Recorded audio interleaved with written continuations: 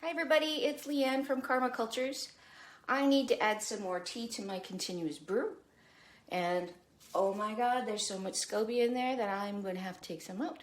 So I thought I'd show you just how to do it. Follow me below, like, karmacultures.com. Here we go.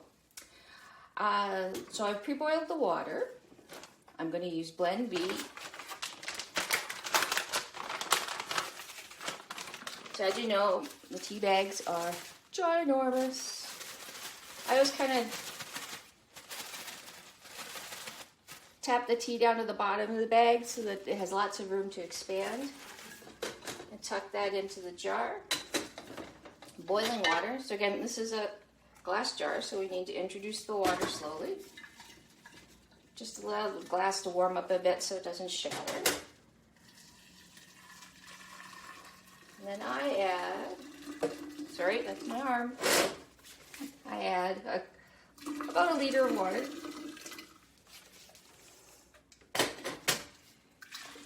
And let the tea brew. So that's going to sit about, I usually just do 5 or 10 minutes. Whatever the tea it recommends on the tea carton, that's how long you brew it. So while that's sitting, let's look at this thing. So this is my continuous brew. This is a tester one. I'm trying to develop my own continuous brew system that gets rid of some of the problems that I've seen with the other ones I've stocked before. And as you can see, there are many layers of Scoby in there. And after a while, it takes up a lot of room. And that could be full of kombucha. So it's very simple. Wash your hands super well or wear gloves. Then we just go in here. And you can kind of see they're all different layers. You can see the yeast stuff from the bottom. Oh, the one on the top wasn't that pretty. That happens. So you kind of just fell apart. It was thick in spots and thin in others. Oh, that's one I tossed in that was just kind of hiding out there like it's a Scoby hotel. Ooh, that one wasn't stuck to anybody.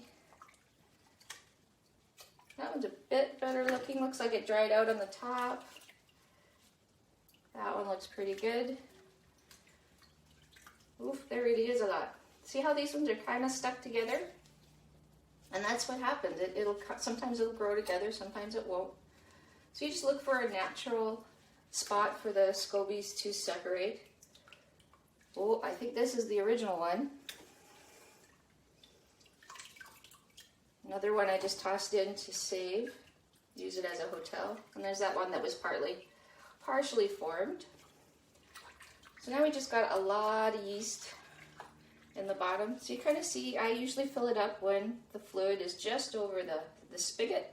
That way when you fill it up, it'll brew relatively quickly. If you want to leave a Scoby in there, I would probably choose, see what one, so how to choose which one. You want one that's kind of dense, doesn't have too many holes in it, and that is the same size as the container. So I think this is my winner. The rest of them are going to go into the compost, which makes fabulous soil with all the probiotics and such. So let me just put this aside and give my hands a quick rinse. Sorry.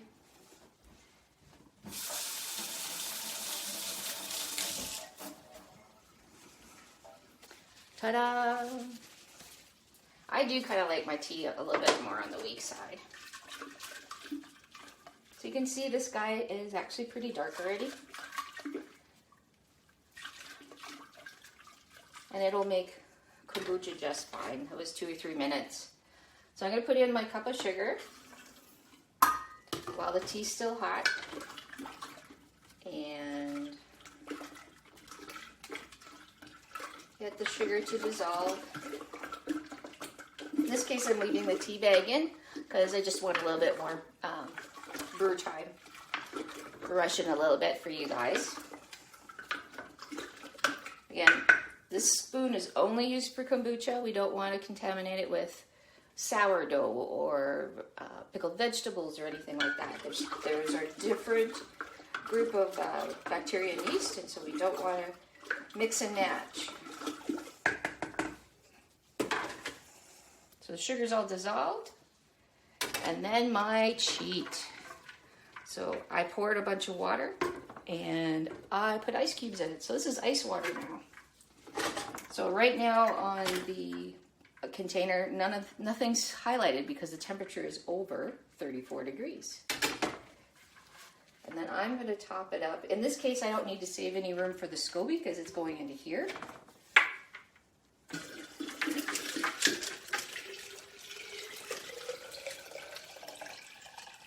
Oh, almost perfect. You still see some of the ice cubes are, oh, but they're rapidly melting. Let's give it a stir. And you can already see that the 28's kind of lighting up. Oop, 27. So that's as it falls. And I can feel it. It's cool. Let's leave it just a little bit to see if we're patient enough for the thermometer to catch up. So when you're doing your first few brews, so we're already down to 26. It's kind of as the different spots highlight, they get bright and then they get dim again. See, this one's brown now, so that one's fading. This one's coming in. It's definitely going to be in around here in the end because I can feel that it's actually kind of cold. So just to make everything easier, I'm going to take out the tea bag. I've got lots of starter in there. Let's try not to make a huge mess.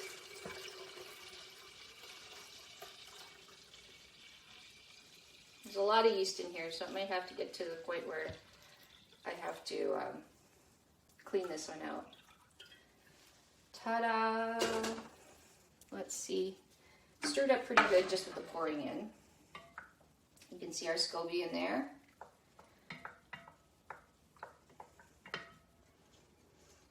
And if you can get the Scoby to float on top, that's great. If not, a new one will form.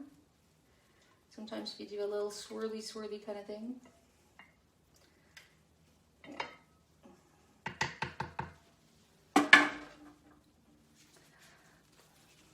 And make sure to get your cover on.